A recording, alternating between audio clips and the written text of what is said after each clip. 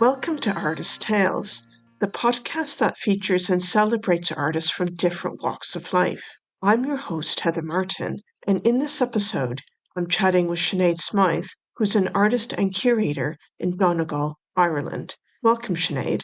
Oh, thank you very much, Heather, for having me on your podcast. I'm really excited and thrilled to be here.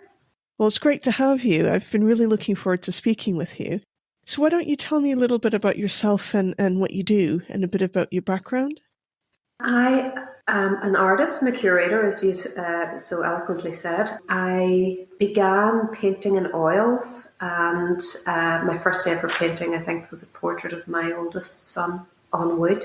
I've always been interested in creativity and art, and I actually applied to go to art school, and I got accepted after the interview, although my parents said no. The way it was working in the south at the time, in the south of Ireland, was that because my father was a teacher, we were automatically discounted from getting a grant.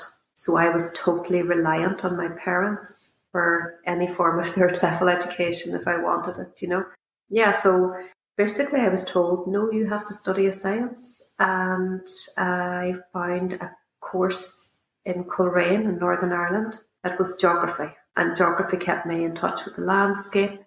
I've always been a visual reader. I'm very good at, if you put somebody's painting in front of me, an artist who might be doing the gallery circuit, I generally know who it is. See those exhibitions that are incognito and stuff like that? I can generally tell.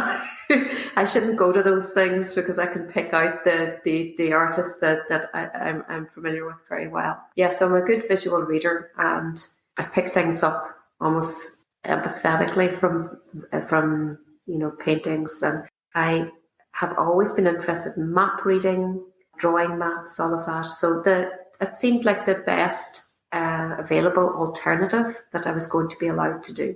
And after that, I went to, I have been many things, I have to say. I went into environmental education. I went into community services, where I did cross-community work in Belfast in 1995 with different sections of the community, people from different traditions, engaging them in projects together to cross, as sort of inverted commas, not to be twee, but to cross the divide.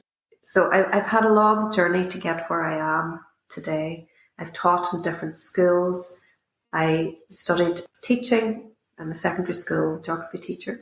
And then I've also studied over a 3-year period a master's in counselling and therapeutic communications. So as part of that, always very, very interested in neural pathways and neurodevelopmental issues related to trauma, and especially childhood trauma. And I think I went into that area in order, it's like I have a very analytical brain, and I really wanted to understand where my own issues were coming from without sort of sitting with a counsellor and talking through everything. Do you know what I'm talking about? I wanted to really understand, and the neurodevelopment was something I got really interested in. And then from there, philosophical arguments and so I've always been interested in the creative side of actually making and doing, but further than that, the conceptual elements of art and why we make art and why we do what we do, and different philosophies in artistic development. So it's taken me a long route round, but it never left me, It was a very strange thing, and I suppose in many ways people would say the universe provides, but every now and again something would happen to bring me back into the creative art world. If I veered away, say I taught in a school for 6 months teaching geography and IT, which is a bit strange for me now to even think about, but something would pull me back. Somebody would ask me to do a project involving the creative design of a garden, or pull me into a cross-community workshop in the Crescent Arts Centre in Belfast, or, things would just happen. So I was always pulled back into the art world.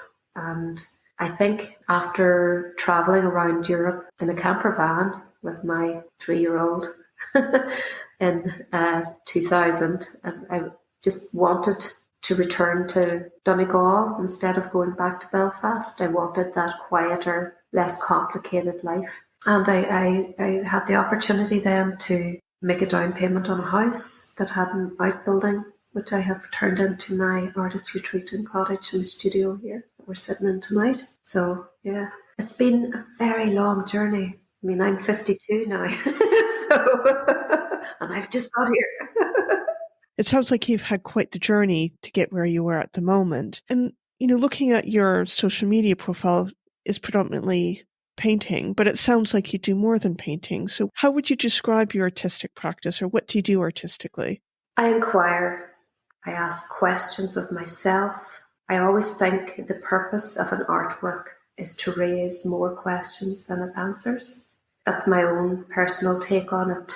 Obviously, everybody has a different opinion, and all of those opinions are very valid. But for me, art is meant to raise questions. It's meant to make you sit up, be aware of something bigger than yourself. So even when I'm painting, I love painting en plein air. I love painting outside, all at once, alla prima. I'm generally self-taught, but I have been heavily encouraged by several incredible artists, and I feel very grateful for that. They've seen, obviously seen something in the way I work and wanted to encourage or foster that a bit further. And do you find with being self-taught, do you feel there's a freedom in that? Because I sometimes find, I'm a self-taught photographer, and, I do know a lot of people, and, part of me would like to do a degree or an art degree, but I've also met people who've done art degrees, and I don't know, it kind of influences how they think, and they almost think, in a way, I see sometimes they kind of get I'm doing this kind of project, or I have to think of a theme, and, for me, it's just going out and taking pictures, and kind of, there's probably themes there, but I kind of feel there's a bit more of a freedom. Yes, I think sometimes that, and I probably make a few enemies by saying this, but the qualification of an art degree for me sometimes seems to follow a scientific method. It's almost like there's this sort of patriarchal gatekeeping on being specifically a visual artist of any kind. In my mind, if you come across a musician and they're a musician, you don't start asking them where they studied music.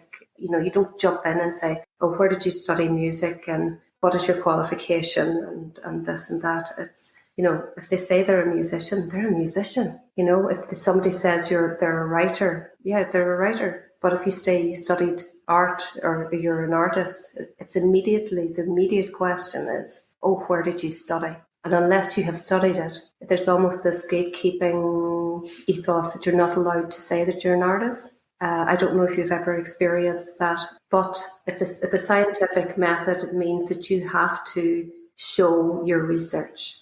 You have to research your topic. You have to show your research. And there's great value in that because, I've got an analytical brain and I can see the value in researching something for a prolonged period of time, gathering your information and mindfully crafting the project or the film or whatever you're creating. And some art forms, visual art forms, really do follow that, do best in that line of query. But there's also an open creative mode where people can, if you have practiced enough in your art form and you know your materials and you know what you're doing, then you can flow with for me specifically, the oil paints, and the activity becomes a collaboration between you, the paint, the brushes, the time specific that you are spending in this creative mode. All of those elements come together and influence the output. So for me, the pressure is off me as an individual, and it's more on me sort of preempting or listening or noticing and taking care of how I'm making the marks on the canvas, how they're coming together, are they depicting what I want, and then I'm going, what I wanted to do. but also pulling back from what I want to allow the paint space in that conversation. It becomes that a collaboration and conversation. But that's the painting. And the other side of what I do is community engagement. I've just I'm coming to the end of a residency, a month-long residency in the Centre for Contemporary Arts in Derry. And it was an opportunity for me to go in and explore and take risks with my artistic practice. So as well, I'm very good at getting people outside and painting and drawing and doing things and encouraging them to actually not be perfect and not releasing that pressure of having something to actually look exactly what is in front of you. So that was part of the project along the Derry walls. But as I said to you in our brief chat before this podcast, I was diagnosed with cancer in June. And if you've ever looked at the walls of Derry City from above, they're this elongated oval. And it reminded me of a cell. And I was thinking to myself, how can I use the Derry walls to deliver some kind of question or message or combination of both? And the idea of drawing a line around the walls in chalk, just one very fragile line, and washing it off with rainwater as I progressed, literally getting rid of it as it was born, came. I didn't get permission to do that because you have to apply to the Derry walls for permissions to use the walls in any form or film on them or any of that. But I was allowed to draw lines on the pavements on both sides of the walls, and I understand totally a no-mark policy is the best way to preserve such an historic site. But yeah, so I ended up drawing lines in chalk, and then I wanted the chalk to be, biodegradable. I wanted to really know what was in the chalk. So I looked into eggshell chalk. You can make chalk from eggshells and flour. And it's really exciting. And rainwater. So I gathered the rainwater from the walls in the city. And some of the children from the Churches Trust, which is a wonderful organisation that really work for young people in the city, and they're interdenominational. They don't push the religious aspect of anything. They're really there to engage and support the young people in doing what they want to do. They work with kids who are registered homeless and kids who have difficulties with substance abuse. They work with children who are diagnosed autistic. They work with children who are just generally having a hard time and need a bit of support network. So their reach is fantastic. Yeah, I have a lot of time for them and what they do. And with these kids, we made the chalk. But there's also a film made that I actually spent half my residency budget on the film. Paying somebody else to do it, to record the actual project. And then I also curate. So I've been looking at people's work, curating people's work for a long time. And I resident associate artist with a group called Echo Echo. They're a dance theatre company, and they have a space on the city. They're only building on the city walls of Derry. So you're wondering maybe why I have such a relationship with Derry when I'm living in Donegal, which is just over the border. Derry is actually half an hour from me. And I grew up in the city because my father worked in a school called St. Peter's, which was in the Bogside on the Craig and on the hill of the Craig since the early 1970s. So he was up and down over the border all his life. And in fact, if you open anybody's purse here, there'll be a border down the centre, and you'll have a sterling British pounds side and the euro side because, we're constantly walking over and back through a line, So, sorry, lots of information there thrown at you. No, it's all very interesting. It sounds like there's many threads in your art, like you've described kind of your journey through your education and your teaching and working. You did say earlier that you're drawn back to doing your art and that sort of thing. So I was just wondering, how much do those threads in your life, and even, the residency and some of the work you've done, how does that influence you in terms of an artist? It encourages me to be even more out there.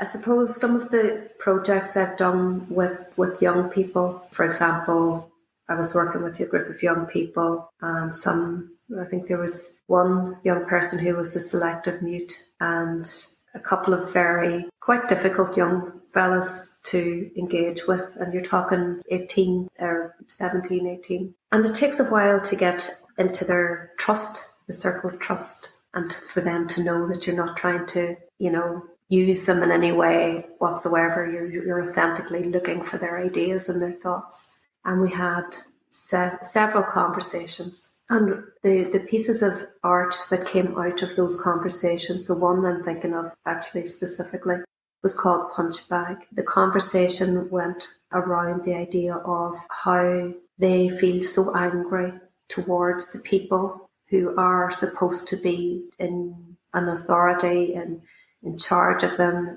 to look after them, sometimes that they want to punch them. So we spent our budget on a punch bag, a black punch bag, and we put small mirrors on both sides. We had a splitter with 2 headphones coming down over the punch bag, and we created a poem, which was a continuous poem, and it was like, the face I'd like to punch the most is yours because. And then they would add something to that poem individually.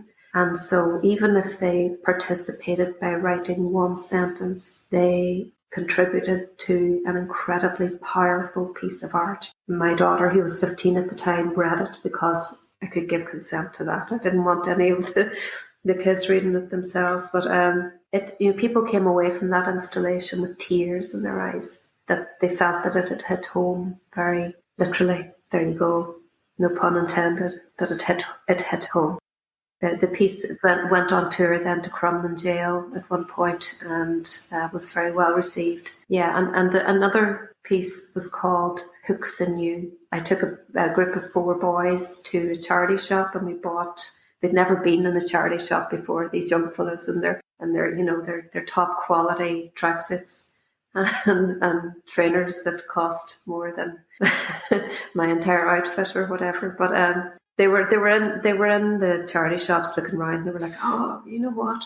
These things aren't half bad in here. My God, look at the price of them. That's brilliant. So we ended up buying a grey Nike, whatever, hoodie. And the conversation around this piece was about living in Derry. That no matter what part of the city that you lived in, that there were individuals within your community. If you were a young man, there were individuals in your community trying to get their hooks in you, trying to get you to toe their line, to do what they wanted you to do.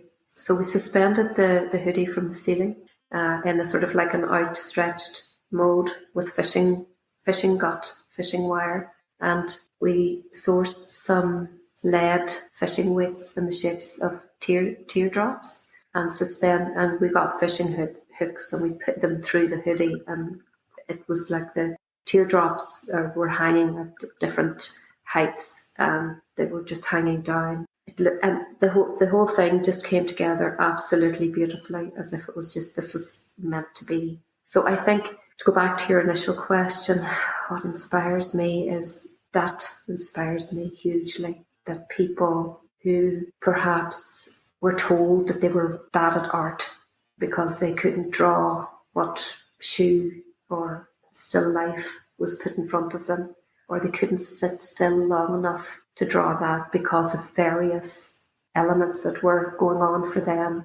These young people have the capacity to be that creative if they're given the opportunity. Yeah. And it sounds like, you're working with particularly young people from very difficult backgrounds, whether it's neurodiversity or, trauma, that sort of thing. And often, and I think in many people's lives, like you were saying, you're kind of told you can't do this, you can't do that, you can't do this because of whatever reason. And it almost, it kind of stops people from actually trying and doing it. And particularly, I think when you're young, being told that can have a profound impact on somebody. And it sounds like you're kind of challenging that and really kind of getting people to come out of their shell, really. Yeah, I mean, absolutely. The human race is creative. If we didn't create, we didn't survive. We created tools, we created fire, we created shelter. So that is when you use your hands to make something. It's when you think creatively and problem solve in order with the end result of survival. So when people say they're not creative, it's like a knife in my heart, because you're looking at somebody who is wearing the most beautiful earrings or has the most fabulous pair of trainers you've ever seen on their feet. And, these are things that they have specifically curated for themselves and picked to put together, to wear, to present themselves. And you're kind of thinking, please don't say you're not creative. That's absolute rubbish. I think what happens, in my own opinion, is at a very young age, in primary school, the teacher, who is generally a very nice person with the best intentions, gives praise to very specific ideals of what art is. So the teacher will praise a child that draws something almost as if it's real, or that's very detailed, or that, so the teacher has a very narrow mind regarding what art should be. And the rest of the children in the class, who are not stupid, realise which children are getting the most praise for their creative output. And they begin to compare themselves with the work of these other children. And they just give up and they go, oh, I can't draw, I'm not creative, I can't draw a straight line. So, for me, being creative is as far away from drawing a straight line as you can get. But as a society, we have kind of this ingrained in our minds that unless you can pick up a pencil and draw that cup exactly as it is sitting on the table, then you're not creative. And we seem to gaslight ourselves by ignoring the ideas of and modern art or impressionism, and we don't quite get it, we don't quite understand it, so it's not really art. So somebody tell me, is Picasso not art? And Yeah. I know, yeah. And it's like, I always say to the children that I'm working with, nobody ever became famous as an artist by drawing something that everybody else can do. Yeah, I also am aware that some artists, not all, but, some become quite famous after they die. They're not appreciated in their lifetime. And I'm sure we can think of many, many artists who fall in that category. But I agree. I think often people have a very narrow view of what art is or what good is. Well, see, this is to move away from the idea of this is good. This is good. Who's judging? Yeah. Yeah. I mean, it works. It either works for you as a viewer, you engage with it, it speaks to you, it does something for you, it demands your response, it demands your attention, or it doesn't, So if it's working, then it's communicating with you. Art is the very essence of communication. And that in itself can be very powerful, particularly from the sounds of it, the young people you're working with as well. It kind of opens them up and they're able to express things that perhaps they have not been able to before. Absolutely. And it instills such a sense of pride in themselves and confidence. And you want to see those young folk walk. Like we selected several pieces of their work and we put on an exhibition, which a lot of people came to. And people from the Arts Council and everything, and they came to it, and it was incredibly well received, and it really spoke to everybody who walked in through the doors of the gallery space. And those young fellas walking around going, "I made this," Such a confidence booster, isn't it? Yeah. Oh yeah, it was great. It was just absolutely, it was just right. It was good to see. It was good to see. I wanted to ask you, sorry to change gears here, because you did mention that you run a retreat. Is it a retreat house or a treat? It's a cottage, yeah. Artist cottage, yeah. Could you tell me a bit more about that and how you got started with the retreat cottage or the artist cottage? Yeah, well, the cottage was built in the 1800s. It's been on the map since then. It's an old vernacular Irish cottage. It's very long, and it has taken myself and my husband 10 years to renovate. So that's some time and dedication to put into something. But do you know when you walk into a space and it's just crying out for people to be in it? Yeah.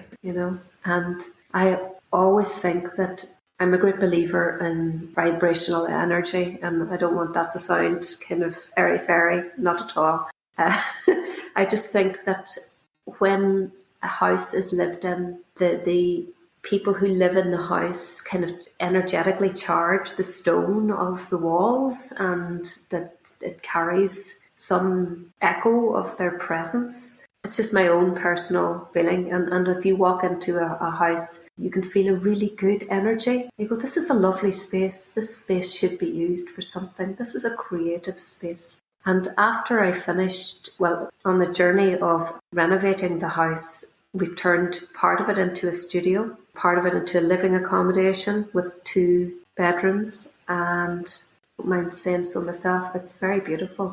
We've renovated in lime, which is the traditional building material. We took all any cement out from between every stone in the building and re-rendered in lime, and then plastered in lime too. So where you would get a corner along the wall towards the window, in this house, all the corners are smoothed down by the palm of your hand, the curve of the builder's hand, which creates this lovely soft rounded light. And the lime itself has an off-white kind of warm glow to it.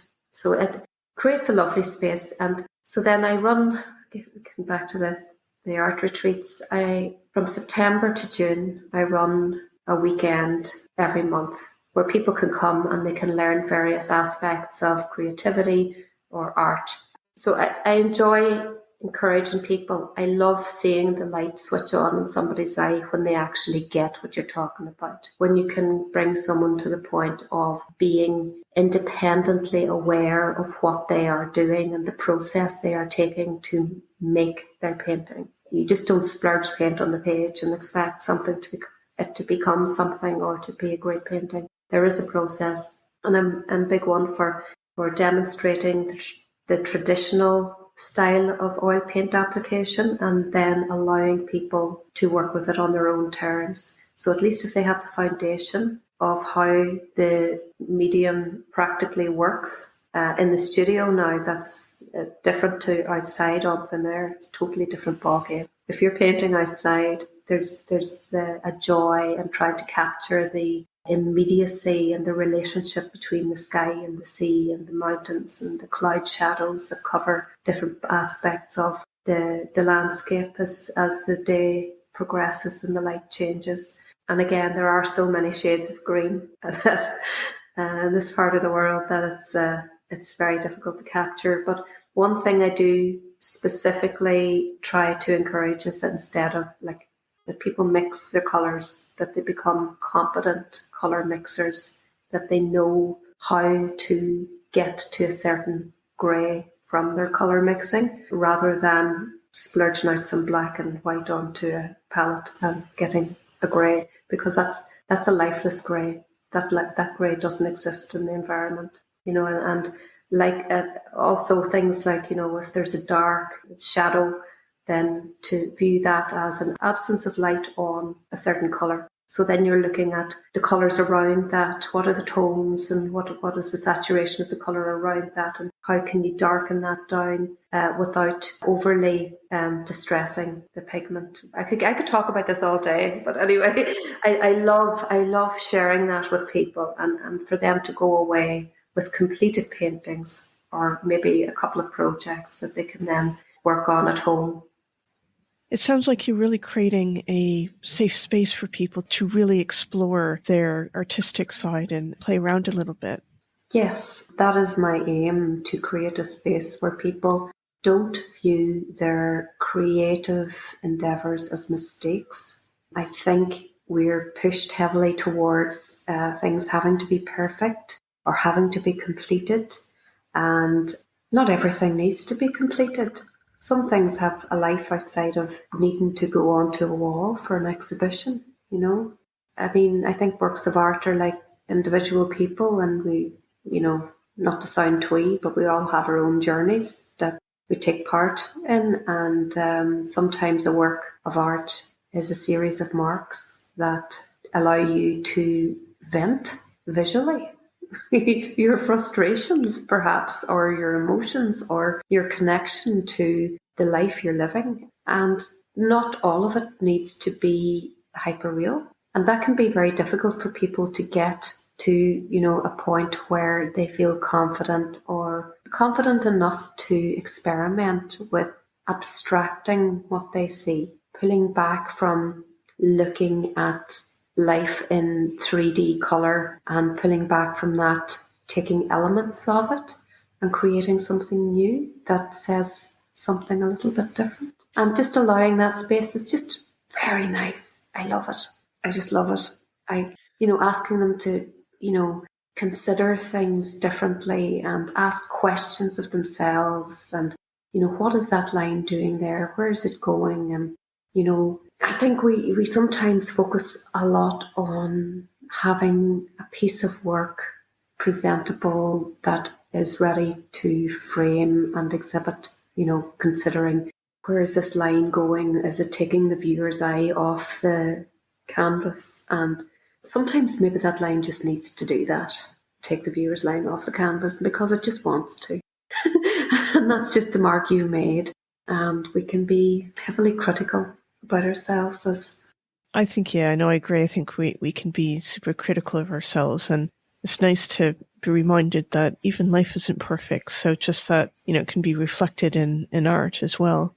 Yes, and everything has a place. Every mark that's made has the right to exist, shall we say? And then you, as the editor of your work, can negate some elements of it, erase other elements, build in over the top, change the mood, change the palette, change whatever you want, because ultimately it's going to go in the direction that you lead it. But I think there's a sensitivity that I like to encourage in people, that they sort of make those decisions alongside considerations for the materials and the atmosphere of what's happening as they're making. That has an element to play in what you create as well.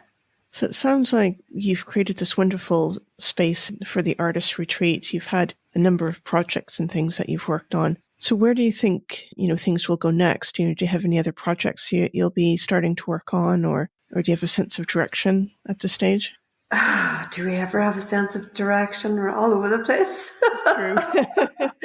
I just completed the residency with the Centre for Contemporary Art in Derry and tidied up my mess, which resulted in the documentation in film form. And I was able to present that to a group of artists, the Donegal Visual Arts Network, recently, which I found very emotional, that the response I got from that, because it was the first time I'd done that, the first time for everything, I suppose. So that was one project I've just finished. As far as the cottage and moving forward with, in a way, supporting other artists to do their thing and also bring in new people who are just newbies to the creative world. I've got an artist coming over, a photographer coming from London next week, actually, which is lovely.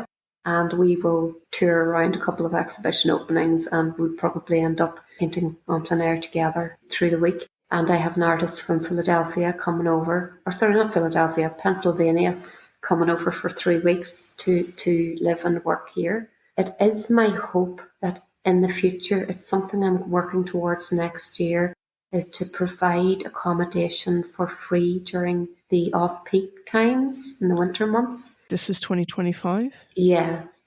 Again, it takes time to work these things out and to plan ahead, and then to create an open call that people can respond to. I can put 4 artists into the accommodation, and I would love to see 4 people working together and see what they can kind of create through conversation within themselves, and get some partners on board to show that work again, whether it's complete or incomplete, I think, incomplete works are very important to be seen.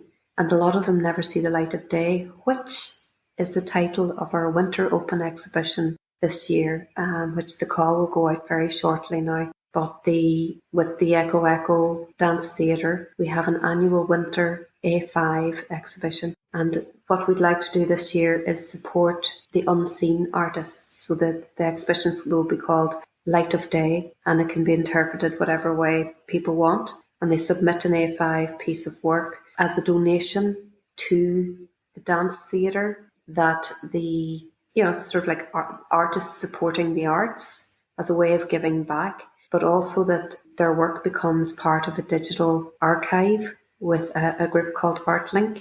And we're kind of exploring ideas about, what to do with that archive. Do we catalogue it digitally? Do we create a printed catalogue? Do we create differing curated exhibitions on specific themes where the archive will be dipped into and things, artworks picked out to show on different themes? Yeah, so there's a lot of things happening there with that. But I would like to see the possibility of my artist retreat becoming a place for people to come in Ireland. And financially, I cannot personally afford to fund their travel, but I can give them the accommodation and the studio, and it's self-catering. So, if you have a space and the means to create in the studio, that's a beginning. And people can often apply to their local arts council funds for monies for travel. So combining all of that, you can actually get a residency for a couple of weeks not for free, but you know what I mean, in support, like a supportive residency. And for a lot of people, if you have families, a 3-month residency is useless. What are you going to do? Unless you can take your kids with you. It's also very, very important for an artist and creator's mental health to engage with other creatives. So from that perspective, to lift yourself out of your normal living experience and to be in a position with other, maybe 2-3 other artists, where you live together for 2 weeks and create in the same studio space. I just think that's something I would love to do. It's like a Christmas gift or a birthday gift or something. Always choose something that I would like to receive. Do you know what I mean? So I would love to do that. So that's what I would like to offer. And that's probably my main goal for next year with the cottage, to offer those supportive residencies. Just listening to you, I agree. I think it's really important for artists to have those connections and those, spaces and connections to, grow and sort of share ideas and work things through, or at least get the sparks to kind of go out and create some more, really. So I think, it sounds like quite a nice project and sort of focus. And I think it's well needed, because certainly in the UK, the funding for arts is just dwindling, if it was ever very much anyway. So I think it's really important to kind of create these spaces for people to kind of have those connections and sharing of ideas, really. So it sounds very interesting. And I hope it does take off. And I'm very tempted actually to come over and visit myself. Oh, we'd gladly have you come over, Heather. It would be a pleasure. Yeah, I'll definitely come over then. I'll find a way. Yeah, do. Well, great. It's been wonderful speaking with you. So thank you for being a guest. It's been an absolute pleasure. Thank you for listening to me rambling on about all sorts of things. No, it's been very good. So thank you. I really appreciate you listening to this episode with Sinead. I hope you enjoyed it. For more information about Sinead, including her social media handles, check out the episode notes. I'd really appreciate it if you could also rate and review the podcast in the podcast apps. In the next episode, I have a really interesting conversation with Bill Armstrong, who is a photographer from New York. I look forward to you joining me for the next episode.